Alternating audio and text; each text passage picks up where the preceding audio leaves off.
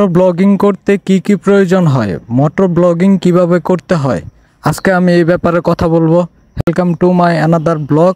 আজকে motor blogging করতে কি কি প্রয়োজন, প্রথমে আমি যদি এটা বলি তাহলে আমি বলতে হয় যে মোটর ব্লগিং করতে হলে সর্বপ্রথমে প্রয়োজন একটা ক্যামেরা, একটা বাইক।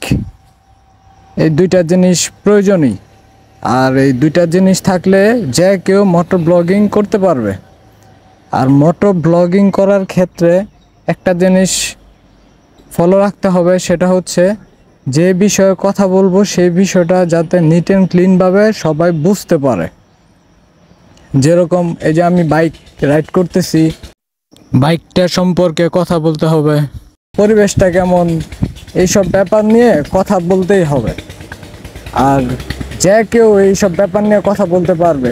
প্রথম অবস্থায় হয়তো বা একটু নার্ভাস ফিল হতে পারে, কিন্তু এক সময় ট্রাই করতে করতে সেই নার্ভাস ফিলটা দূর হয়ে যাবে।